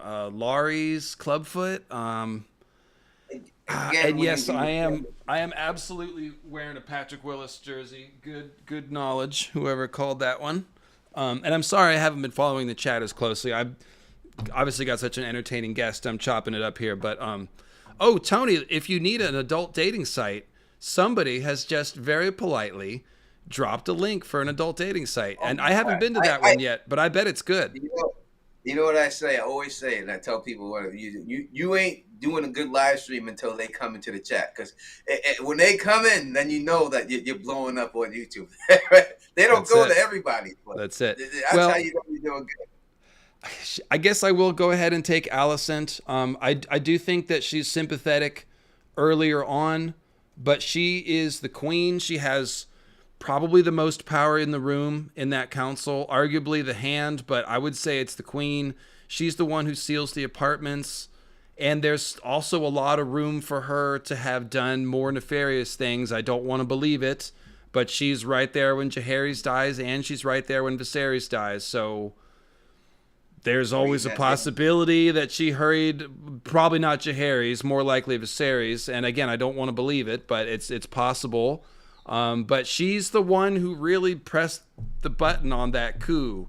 So you can't, I mean, my whole video was looking for a sympathetic angle, but I started by saying, yeah, she launched a coup. She's definitely guilty of that. But let's think about, the other side of it. But yeah, she did launch the coup. So she's got to be on here. She arguably could be higher. And you can, again, make the argument, well, she's defending her family, and there's reason to think that Daemon might have executed her kids and all that stuff. But they could have tried to negotiate their way out of that. They could have done, I don't know, they started a war. That's what they did. They could have done anything but start a war. So, yeah, there it is. There's Alicent. Yeah, no, as I said, she has a lot to blame. She's the one who hid the death. You know what I mean? Of the king. She's the one who hid that. She knew what she was doing when she hid that and held it down. She didn't have to do that. She knew if she announced that the king died, that Rhaenyra was going to come right down there and then the coup was over. So 100%, she's the reason why it all started. Only thing I would say is what I said a little bit earlier. If she truly felt that the life of her children were in danger and she was doing it out of a motherly duty, that she had no choice but to do it, that's the only defense I could give her if that's what she felt. But besides that, she's everything else she is to blame for. Yeah, and it's like her dad stuck her in a bad situation. But I think a lot of how people feel about her is going to come down to whether or not her and Viserys have any actual affection, or whether or not Alicent is literally just playing a role for that entire marriage. We don't know. That's a big question with her as far as how we're going to sympathize with her, It's such a huge age gap. Could you really fall in love with someone that much older than you? I don't know if it's possible. I think that when you fall in love with someone, you have to have a lot of things in common. Usually, music to me is a big thing. Like when I date someone, I need someone who understands my music, who likes my music and understands. Can we lower the bar then to genuine affection? Like even if it's not a mad love affair, like even a Kat and Ned kind of a. I think they grew to love each other, so I think she could respect him. But I don't think that she ever, when he hopped on top of her, she was ever thrilled about it. Jeez, Tony. It reminds me of when Bran was thinking about Lord Manderley potentially marrying Lord Hornwood, and she's like, oh, but does she have to sleep underneath of him? That would be awful. It's like a 7-year-old's idea of what parents do at night. It's pretty funny. But all right, so who's your next pick here? It's thin right now. It's really thin. We've gone through just about everybody that there is to go through in this. When you go and you try to place direct blame for the cause of this thing, we have just about anyone. But I mean, I would have to. He's on my list, so I have to. And we talked about him a little bit earlier, so I'll have to bring him back. And that is Baratheon Lord. And just for the reason that we talked about a little bit earlier, that if he doesn't let Aemon go out there and kill his cousin. That's Boros, right? Cousin? Yeah, Boros. Then this doesn't happen, right? That bloodshed doesn't happen. That's what really makes Rhaenyra. My son was killed. Now we get the blood and cheese incident, and then we don't get, and it's no turning back after that. You know, it prevents all of that, and all he had to do was just keep him there. But basically, hey, when you're under my roof, you can do whatever you want. Like, telling them, go kill him. Go do your thing. Kill him if you want to kill him. I ain't got nothing to do with it. It's unbelievably irresponsible. It really is. I was thinking about it the other day, and I was just like, that was just so dumb. Because if he's just signing up to go to join a potential side in a war, he should be thinking strategically. And it just, I mean, I guess you could say, well, we took out one of their dragon riders, so now it's on. But like, I just would think that you'd want to choose the time to actually start the war and not have it be done because two people ended up in the same place and there was a childhood grudge. It doesn't seem strategic. So that's a good pick. So let's see, the people left on the board would be like Larry Strong, Mysaria potentially. Here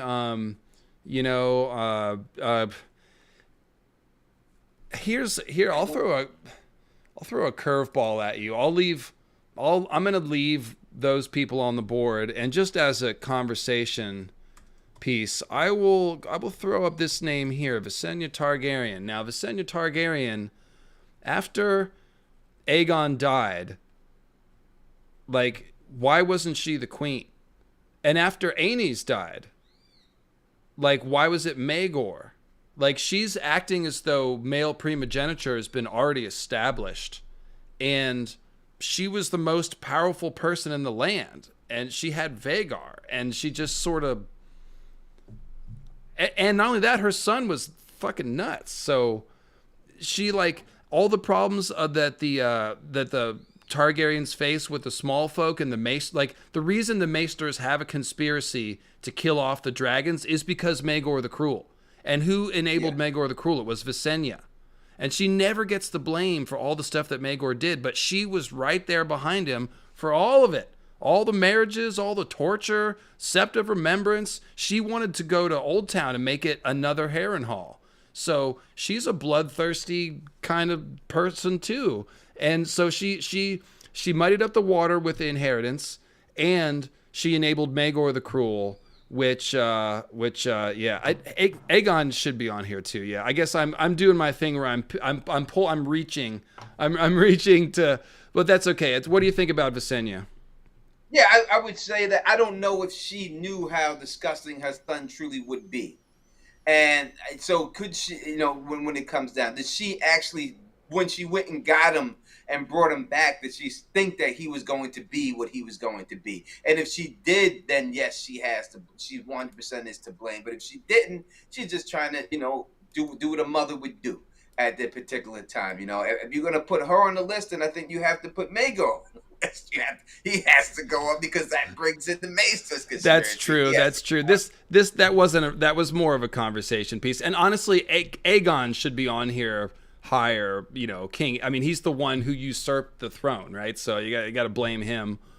So I don't know. Out of all the people left, who you want to grab next? It's hard for me to think of anyone. I said that you got a couple of people on the board, but when I look at who directly, like who was there at the time that could have prevented this war at the time, who could have stopped it, it's hard for me to say who would have prevented it. Everything to me right now, we're at the point where it happens after the war has started. Who was there on the council? Who was there before everything? I think all those people are mentioned right now. I don't know. Well, okay, so like I said, Aegon, if he refuses to take the throne, then the thing doesn't go anywhere. I mean, You could, Laurie's. I don't know if Aegon is. I think that he was talked into it. He He's didn't want pretty to young. take it. How old is he? Like he says, but he says, "This is my sister's throne. I don't want to take my sister's throne from her." And then he gets talked into doing it. They say, "Hey, she's going to kill you if you don't do this. She's going to kill us if you don't do it." So he feels obligated to do it. So I can't really blame him. And he was manipulated. You know, he didn't want it. He specifically says, "This is my sister's throne. I don't want to take it from her. This is her. She deserves to have it." And it's his mother that convinces him to do it. Right. So that's why. Well, and all those people are on the list already, but he also does it. So he's, you know, but Laurie's also, if you believe in a Maester conspiracy, you have to blame Laurie's because he's studied in Old Town and he's the one. The Strongs are all spying on the Blacks. There's one in the Watch and Rhaenyra's handmaidens. And then every time Daemon does something, it gets right back to the king right away. Like, Laurie's is probably doing a lot of that, isn't he? I would think so, yeah. So, I think that those people had minor parts, the secondary parts, but they weren't the actual cause. Well, pick one. Pick one?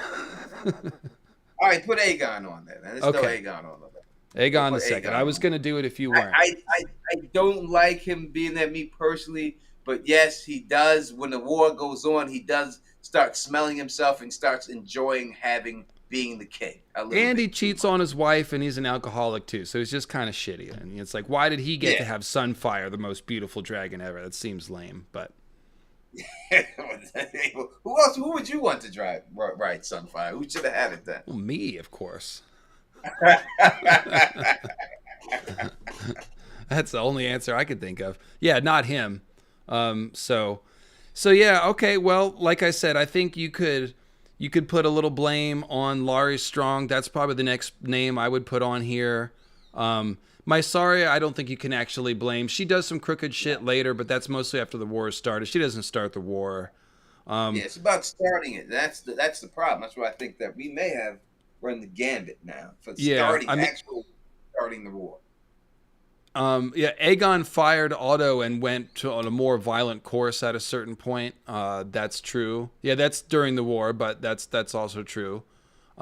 It's sometimes it's worth looking at what people did after the fact to help figure out what kind of person they are and what they might have done before. But for the most part, yeah, I think we covered it, and we did what I wanted to do, which was just have a good discussion of all the different factors at play. You know, and Corlys and Rhaenys aren't blameless because they have the Navy. So much like the Kingsguard could have stopped the Greens from pressing their case, if Corlys Velaryon isn't going along with Rhaenyra's case, there's no war. Well, I would say he actually talks about that in the interview I did with him. So I plugged that. Go watch that. He talks about that situation about. Well, yeah. Let's tell everybody again. In case you missed it, Tony Teflon did an interview with Steve Toussaint on his channel, and you can go check it out at Teflon TV. So make sure you're subscribed, and he's got interviews lined up. He's going to be, so this works well. Tony's going to be doing pre-games on Sunday, time to be determined because he's got to talk to some of the very famous people that he's interviewing and make sure that's scheduled properly. But he's going to be doing something Sunday afternoon before the show. And of course, we will be going live here after the show with a post game every week. And Tony, I'm doing my show with Girl Nettles, who you probably know, and a nice fella named. I don't know her personally, but I've heard of her. Okay, well, she's been in the fandom a while. That's why I figured you may have heard of her. But she's really cool, and so is Grey Waste Tim. I made it a threesome so that I could have a random fourth guest various times. So you're definitely invited to join me on a post-game show one time. We'll work out what week or whatever. But, I'll come on the pregame one time and chop it up with you guys. So. Yeah, I talked about it. When I bring on someone, I'm going to have these dudes on there from the show coming on, interview them during the pregame show. And we talked about this before I got on the air that we're going to have you on there with one of them, and so you can ask some of your great questions and stuff like that. But it's going to be a lot of fun. Be like old times, you know what I mean? And that's what people may not realize. That's what that. But we had a podcast, me, Dave, Quinn, and Gray Area. used to have a podcast together. I mean, I think we had like, I don't know, maybe 10 or so episodes, and I think everyone enjoyed it. I think Gray would tell you that it was still her most popular podcasts ever were the ones that we all did together. Yeah, it was sort of existed on multiple, like we did one on my Between Two Weirwoods channel, we did them on your channel, we did them on Gray's channel, but yeah, it was like the four of us kept coming together. So yeah, it's good stuff. And of course, I've been trying to get Gray on my channel for a minute. She's just so freaking busy. Like she was too busy to even do her own channel for a few months there. So everyone knows that she's super busy. And now they got the Direwolf City. We've been big up in them here. They go on Mondays. So it's all family. And this did feel like old times, Tony. So it was good. It was good times. So I have been ignoring the chat pretty badly. We still have a ton of people here. So let me just say, if you send in a super chat that I missed, or you have any questions for me or Tony, let's stick around for 10 minutes and answer some questions that you might have. And I'll pull up the doc. I have a doc going where missed super chats get placed. So professional. So professional you are. I'm trying, man. Trying. That word scares me. But you have a great comment. I wish I could see the chat. I'm sorry. I'm pulling the ND geek, just putting on my glasses and taking them off and stuff and looking at it. You need to adjust your laptop angle though, so that you're doing more like this, and then it. He's up to speed. He's got a green screen now. He's got. Does it really? Look at him. He's moving on up, man. Yeah, a little bit. So Nimble Doc here. Let's see if yeah, he's definitely ripping with that Lord of the Rings stuff right now. I hope for his sake that the show is good. So there's a couple Happy Starry Wisdom Sunday from Smote My Ruin. Thank you. Let's see, John and Val, we answered that. From Kelly, Tony, would you give Val that work if Teflon was in Game of Thrones? That's Kelly Johnson, right? Yeah. Yeah, I knew it because he come on my channel all the time answering about. He already know if the booty was big enough, then yes. It all depends. It all depends. That's But and know the deal. He also brings up Team Black maimed Aemond, and so we should blame the kids. We should blame those strong boys for. I don't know if you could blame them. It's not their fault. They didn't start the war. It's not their fault. They didn't ask to be. They better keep You could blame her for not wearing prophylactics and not, having this dude blow it up in her all the time. Well, I heard that, and this is a very small leak that I will share with you. The part where one of the kids gets pushed into dragon dung, supposedly they did that. So. I cannot confirm or deny. So let's see here. So then we've got Rainey's is a warmonger. Kelly also says. Kelly hit me with a bunch of super chats that I missed. So Rainey's is a warmonger. We'll have to see. I did say that Rainey's is a very shrewd political operator, and it should not be looked at as just a grandma that's hanging around to tell stories about the olden days. So I am looking for her to have a more active role in things. What do you think about that? Yeah, I don't know if she's a warmonger. I think it was that's... a little jumping the gun a little bit too much, but definitely savvy. I mean, she chose her husband. She wanted to marry this man, and she made it happen. You know what I mean? So, she definitely, not afraid to put a stamp on stuff. No, I think Rainey's is pretty. We can love Rainey's in a pretty pure way. She's a pretty great character, and once we see her actions in the actual war, then she goes out like a boss. So. Oh, she does. It's gonna be amazing. Let's see. Jorah's Hightower X looks like Dane. Oh, so we did have some people commenting about the Hightowers. So obviously, I'm somewhat known for my Great Empire of the Dawn theory, which ends up being that there are dragon lords from Ashai that came before the Valyrians, and that House Dane and House Hightower seem to have a connection to those ancient Great Empire of the Dawn people. The Danes obviously have Valyrian looks popping up in like 3 or 4 different members. The Hightowers, it's a little more subtle, and debatable, but Allery Hightower is only in her 30s and her hair is silver. Not that people in their 30s can't have silver hair, but it's called silver, not gray. So that's interesting. And then also Jaehaerys mistaking Alicent for one of his daughters means that Alicent actually probably looked close to a Targaryen. Maybe she was just very fair and blonde. But the Hightowers, if you want to talk deep A Song of Ice and Fire lore, the Hightowers are pretty clearly not First Men. They have some mysterious origin. They're tied into magic and all kinds of weird stuff from the Long Night, and that Fused Stone Fortress is kind of the big smoking gun piece of evidence. But I don't think they're doing anything with that in the show. They're doing Valyrian lore for the Targaryens, but if they went to the Hightowers and tried to explain the Great Empire of the Dawn and Ashai, that would just be way too fucking confusing. So they're just the Hightowers. They're not Valyrians on the show, you know. Yeah, they're not going to go that and go that route with them, especially when you have the way they look right now. They're not trying to make them look like anything like Targaryens in the show when you see them in this thing. So I don't think they're not. Now, it would be interesting if they did something. Like I said, I don't know if they're saying that this is going to run 3-4 seasons and it's going to be an anthology. You know what I mean? Then they may go to a different time period and do 3-4 seasons of that in different time. I would love for them to do it that way. I think, but still, to me, 4 seasons is kind of short. I think it would need 5. I don't know if they could do it all in 4 seasons. Me personally, I don't know if you can fit this whole story in 4 seasons. I think it would need 5. I was thinking 4, but that's not based on me like working it out and thinking about, you know, how it's going to go. Just sort of thinking about it in my head. I do think they'll get to the Hour of the Wolf and Cregan Stark and Aegon III and all that. But yeah.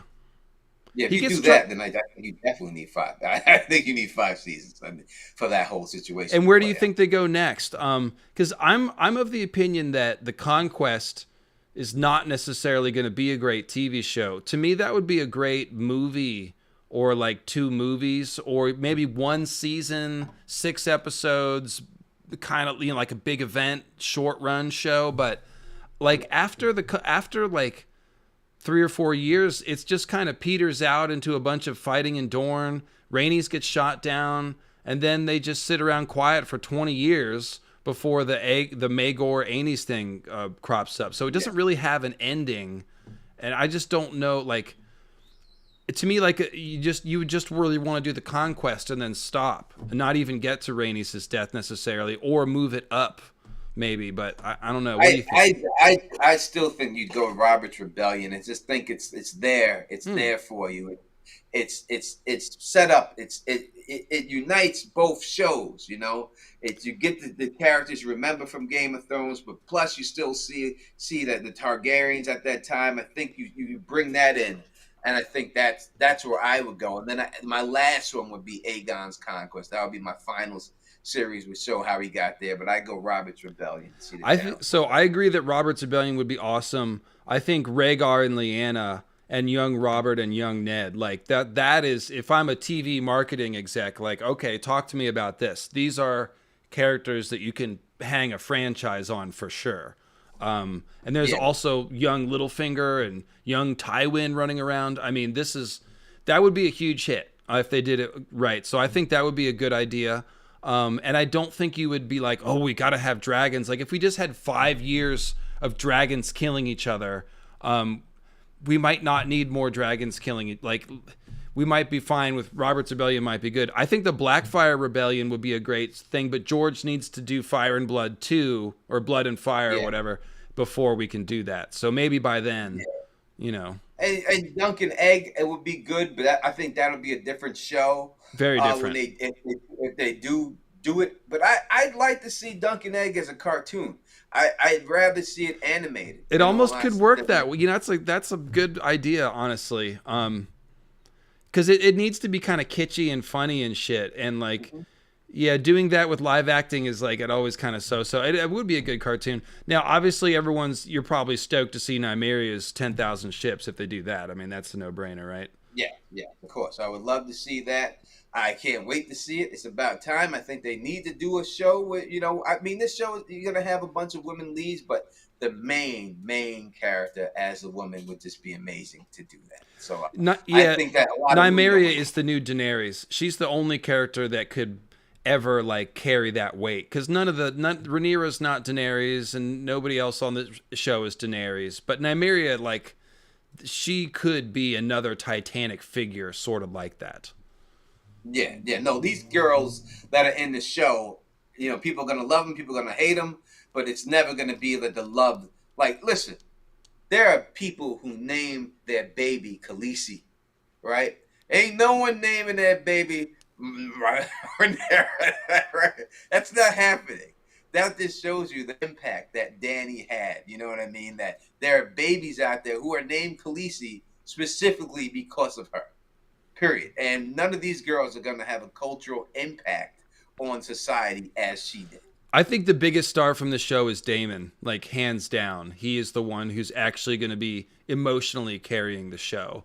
But I think that Nymeria would be an amazing figure if they did that show right, because she is kind of a revolutionary. She's kind of like Moses, and also I don't know, like Joan of Arc, and like I don't even know.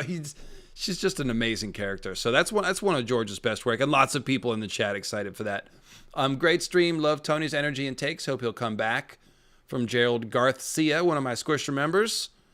And House of the Dragon podcast. Loving the stream as always. Tony's awesome. Question: future dragon variants beyond horse, wolf, and T-Rex.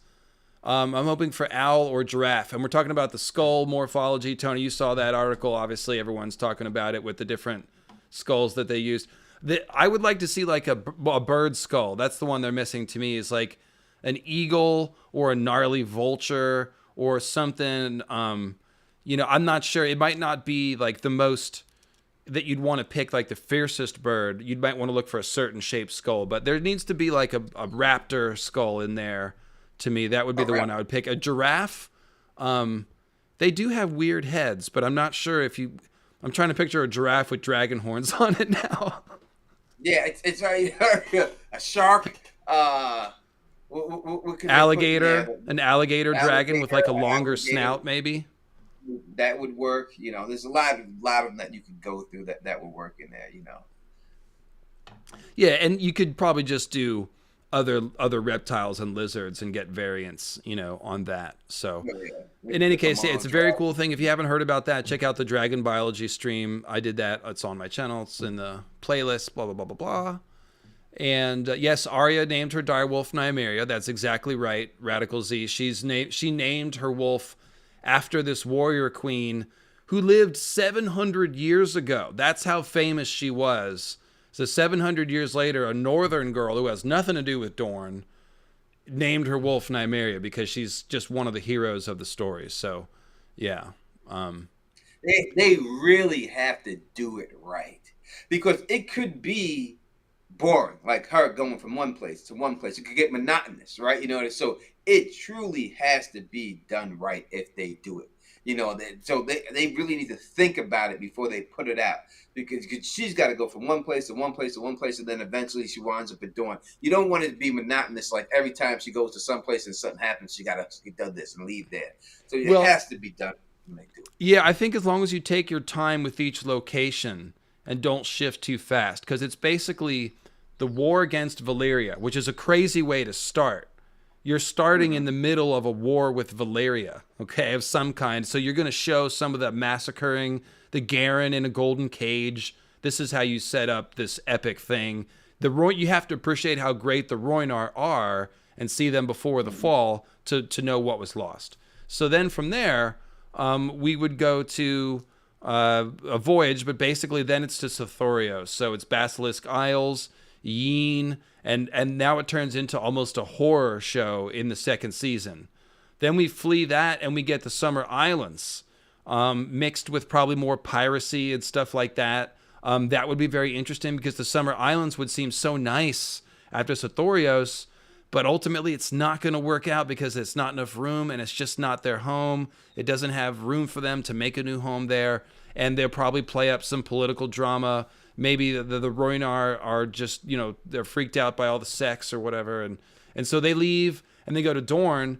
Now we have an entire war. Like, there's the whole, like, will they get to Dorne and burn the ships? And they're like, okay, we're going to stay here. And they marry Mors Martell. Then Nymeria and Mors conquer Dorne. And there's a whole war. They send 7 famous kings, including Lucifer Dryland, to the Wall. And the Sword of the Evening, Vorian Dane. So it's really, really, it's a. I think when they do it, this is just my opinion of what they may do. I think they may have a character, a Darth Vader-esque character hunting her. Like one dragon rider that's stalking her, so she has to leave. He keeps finding her, and then at the end, she'll eventually conquer this guy. I think they'll probably make someone up just like that. That this is keep stalking her. He's coming after her. He's trying to find her and questioning people. Like they'll be wanted like that. You know what I mean? I think it'll be a situation like a Darth Vader type person. This is hunting Obi-Wan.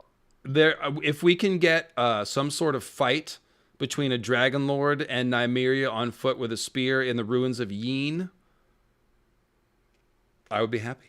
Oh yeah, I think that's what they would do. They have to tie it together, I think, and I think that's an easy way to do it. Just to have one person that just can't stand her, whatever. She wounds him, or scars his face or something. I'm going to find this bitch, and he just keeps tracking her and keeps tracking her. Eventually, till they get to the final confrontation, and she takes him out.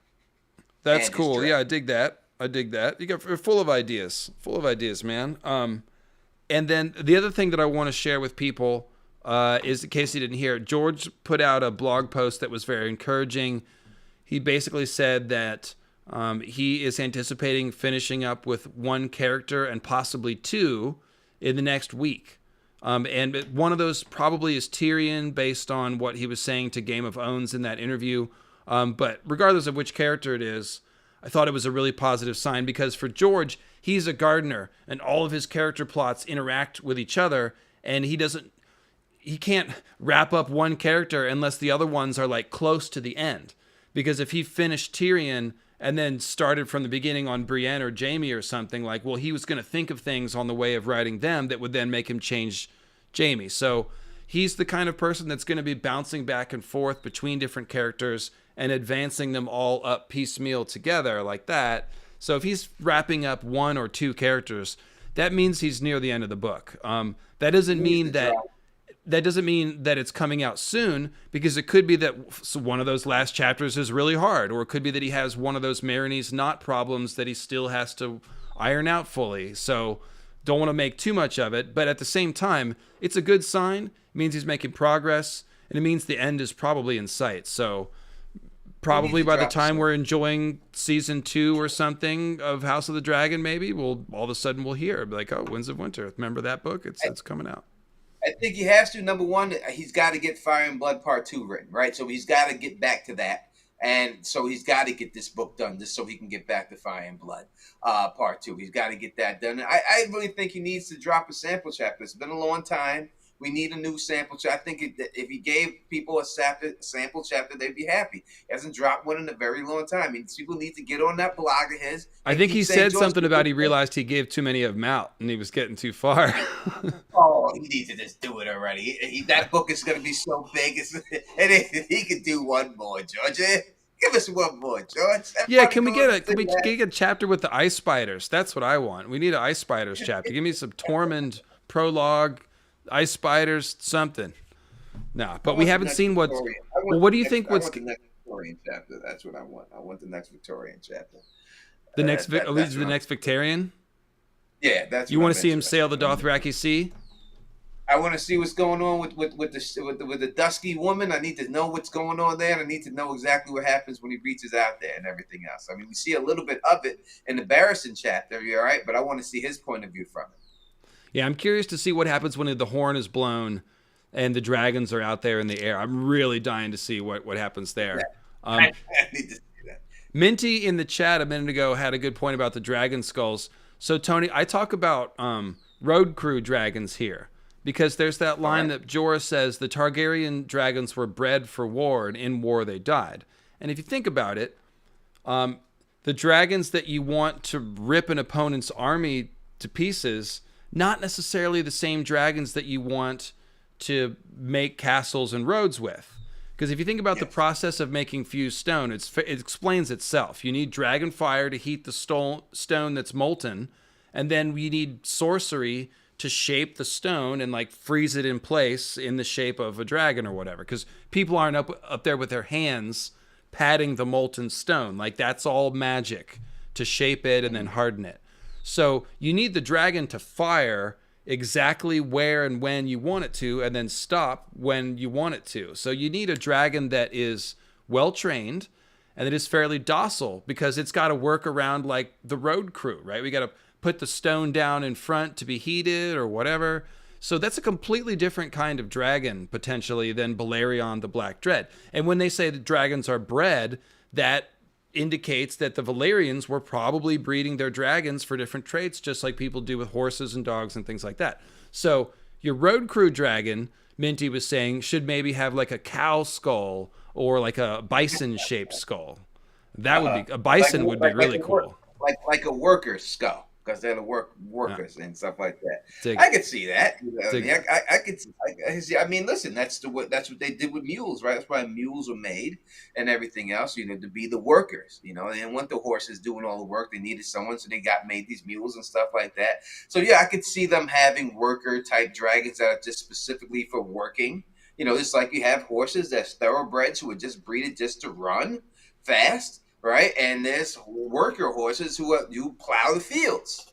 Right. So why wouldn't you? It's just kind of logical extrapolation, but it makes a lot of sense. And so yeah, you got road crew dragons, and we've seen a couple of the dragons during, I think it's Meles or maybe Syrax, that like if it hangs around in the castle and it gets fed by hand, they get more docile and they get more used to people being around them. So you can see that you can shape a dragon's behavior just by the way you treat it and the situations you put it in. So we've shaped every animal on this planet, basically, that except for fish, really, but certain fish we can. But we've done it as humans, right? Whether it's bears, lions, tigers, we've found a way to train them and get the most out of them. Now you have Siegfried and Roy situations and all that. There's always going to be problems, but we've figured out ways to do it. So why wouldn't you be able to do that to them? Yes, there's a difference between animals that you can tame and animals that you can train. Okay, so predator animals can be trained but not tamed, and that's the thing about that. Like you could train them to do stuff, but you should never feel safe that they're tame, and because those animal instincts are always there. Even my birds, they're not domesticated really. Most parrots and stuff are only a couple of generations removed from the wild. So they're basically smart wild animals that live in my house that I can get along with because they're somewhat trainable, but she does what she wants, you know, half the time. I mean, it's not like a dog where I just snap and they do what, you know. Some birds are like that, some aren't. It's just like when Chris Rock went Siegfried and Roy, you know, when he got attacked by the tiger, and Chris Rock says in the show, he goes, "Everyone said that tiger went crazy. That tiger didn't go crazy. That tiger went tiger." He went tiger. That's right. Yeah. He was a tiger, and he just went tiger. And that's the way it goes sometimes, you know. Yeah, a pterodactyl or pterodon skull. That would be kind of crazy looking, but that would be cool. I would dig that. So birds have small heads that it's hard when you think birds. You know, well, birds' heads are so small. It's not really big heads. You know, a herring bird, blue herrings. They're so violent. Those birds are the most violent creatures on this planet. Bird will eat you. Birds are bad. They're very violent birds. They do not care. They will eat the hell out of you. One of the coolest YouTube videos I've ever seen. You can, if you just look up "eagle throws goat off mountain," you can find it. But it's this really old footage, and it's these I think they're golden eagles, and they're attacking these goats, these mountain goats, and their strategy is to fly in and grab the goat and throw it off the cliff, dash it on the rocks, and then they fly down and pick the corpse clean. And somebody captured the footage of it and put some cheesy horror music over it. It's the funniest fucking thing ever. I mean, it's like terrifying, but like it's just crazy. You just like, oh my god. Birds on that play. Listen, birds have picked up babies. They picked up birds are not playing, man. No, these are mountain goats. These are big mountain goats, and you can see the bird just swoops in, and it's like woof woof. and it just like it carries the thing and then just drops it, and it's just like holy crap.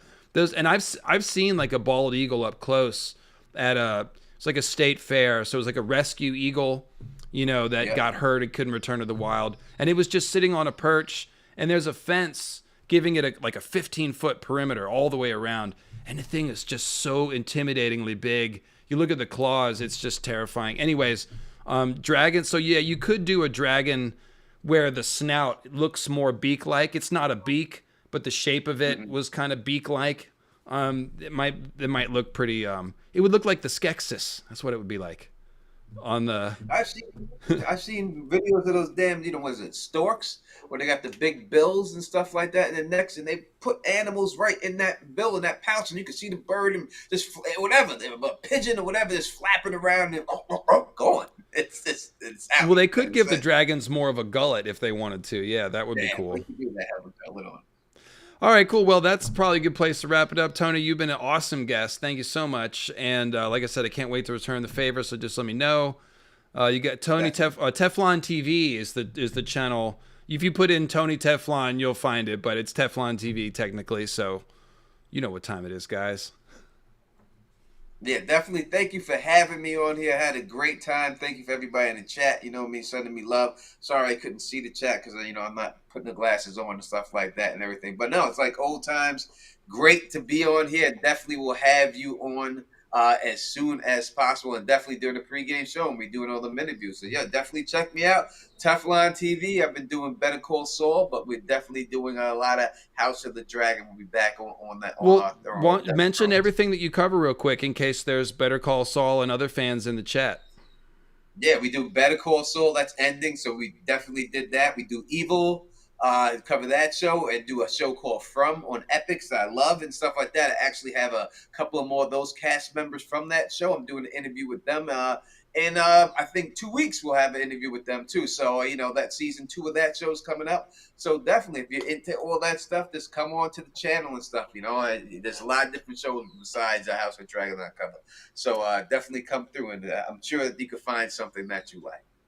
Very good. Very good. Well, thanks, Tony, and I will see you again soon. Thanks, everybody, for joining us. And like I said, look for videos from me, a very tired and productive me, starting tomorrow every day, Monday through next Sunday. I'll have a short video for you every morning. Maybe it'll slide towards the afternoon by the end of the week, but I'm trying. I think I can do it. So make sure you're subscribed. And, of course, like I said, post-game shows every Sunday on my channel. Tony's doing a pregame show. So there it is. Talk to you soon, guys. Cheers.